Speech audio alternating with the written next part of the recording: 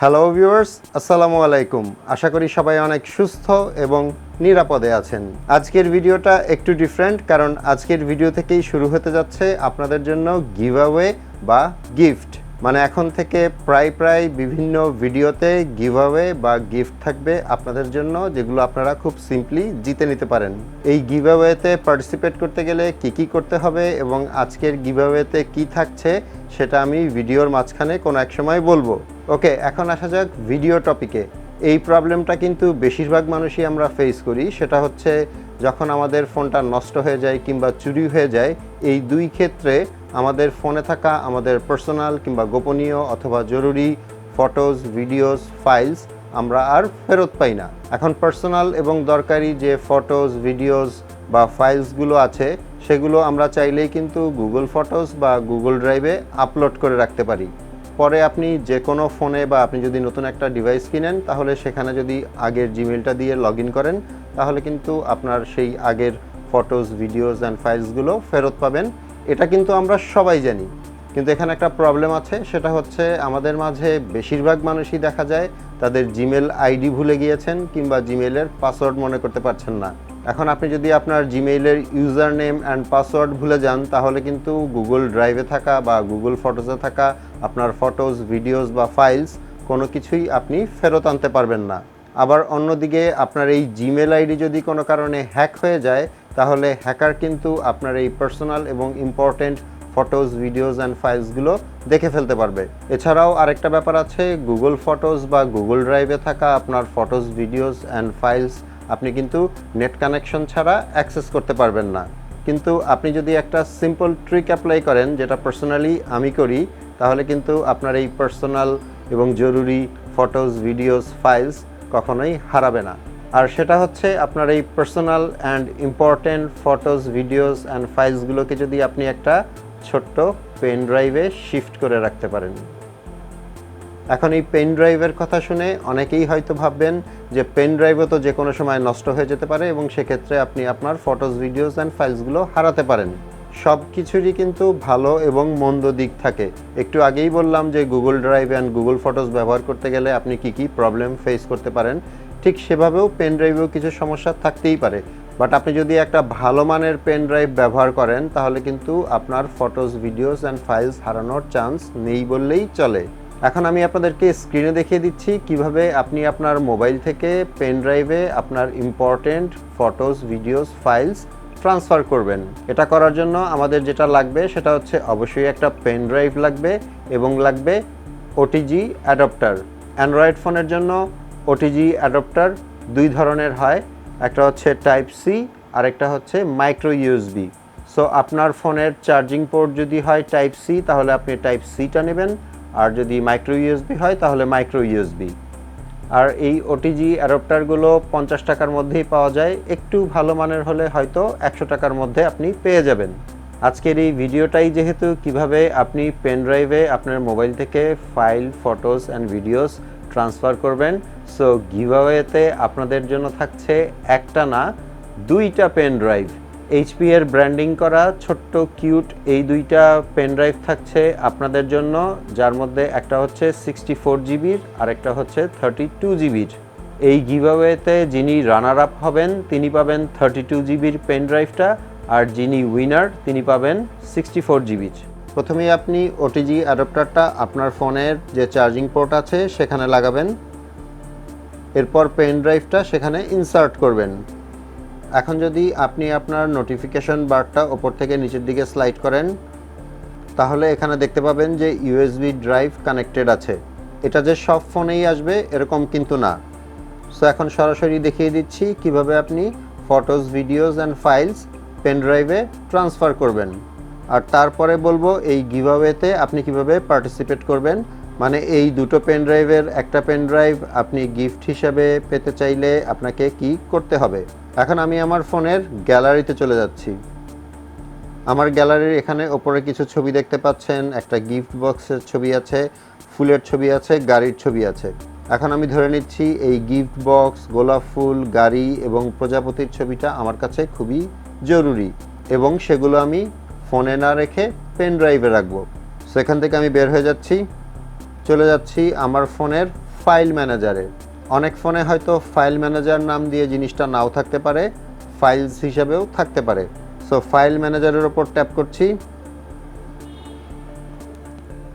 File ম্যানেজারের ওপরের দিকেই দেখবেন ইমেজেস, ভিডিওস, ডক্স, মিউজিক এরকম অপশন আছে। আমরা যেহেতু ফটোসগুলো ট্রান্সফার করব, সো আমরা যাব ইমেজেসে। এখন আমার ফোনের গ্যালারিতে যত রকমের যত ছবি আছে সব কিন্তু এখানে দেখা যাচ্ছে। এখন আমি এক্সাম্পলের জন্য এখান থেকে কিছু ফটোস পেন ড্রাইভে নিয়ে যাচ্ছি। সো আপনি যেটা যেটা পেন ড্রাইভে ট্রান্সফার করতে চাচ্ছেন সেটা সিলেক্ট করে নেবেন। আর সিলেক্ট করার জন্য জাস্ট চেপে ধরে রাখলে একটা টিক মার্ক আসবে। যেমন আমি এই গিফট বক্সটা সিলেক্ট করে নিচ্ছি, তারপর ফুলের ছবিটা, এরপর প্রজাপতি, এরপর লাল গাড়ি এবং তারপরে নীল গাড়ি। সো আমি এই 5টা ছবি সিলেক্ট করে নিলাম। এখন নিচের দিকে একটা অপশন পাবেন মুভ। সব ফোনের ফাইল ম্যানেজারের ইন্টারফেস সেম নাও হতে পারে। আপনার ফোনে 3 লাইন মেনু থাকতে পারে, সেটার ভেতরে মুভ থাকতে পারে, কপি থাকতে পারে। যেমন আমার এখানে যদি আমি মোরে ট্যাপ করি তাহলে দেখছেন কপি অপশন আছে। সো সবচেয়ে ভালো অপশন হচ্ছে কপি করে নেওয়া। সো আমি এখানে যে কপি অপশনটা আছে সেটার উপর ট্যাপ করব। এখন ওই 5টা ছবি কিন্তু কপি হয়েছে। এই কপি করা ছবিগুলো কোথায় আমি পেস্ট করতে চাচ্ছি সেটা আমাকে এখন সিলেক্ট করতে হবে। পেন ড্রাইভ মানেই হচ্ছে ইউএসবি স্টোরেজ। সো এখান থেকে যে ইউএসবি স্টোরেজটা আছে ওটার উপর ট্যাপ করতে হবে। আর অ্যান্ড্রয়েড ফোনে কোনো পেন ড্রাইভ যখনই আপনি ইনসার্ট করবেন তখন অটোমেটিক্যালি এই ফোল্ডারগুলো পেয়ে যাবেন।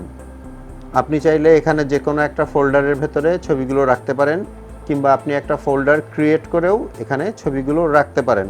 যদি ফোল্ডার ক্রিয়েট করতে চান তাহলে নিচের দিকে একটা অপশন পাবেন মোর, অথবা আপনার ফোনে যদি 3 লাইন মেনু থাকে তাহলে সেই 3 লাইনে ট্যাপ করবেন। এখানে দেখতে পাচ্ছেন ক্রিয়েট ফোল্ডার একটা অপশন আছে, ওটার উপর ট্যাপ করবেন।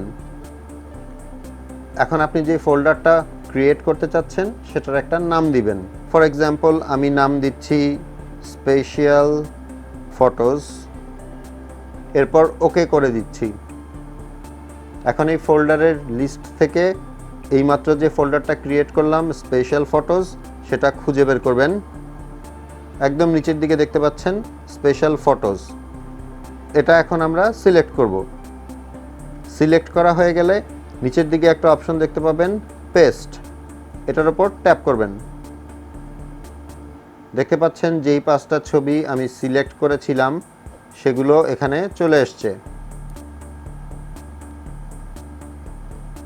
এখন যদি আমি আমার ফোনের গ্যালারিতে যাই, ছবিগুলো কিন্তু ডাবল ডাবল দেখাচ্ছে, কারণ আপনার পেন ড্রাইভ থেকেও দেখাচ্ছে, আবার আপনার গ্যালারিতেও ছবিগুলো কিন্তু আছে। আমি যদি এখন পেন ড্রাইভটা খুলে ফেলি,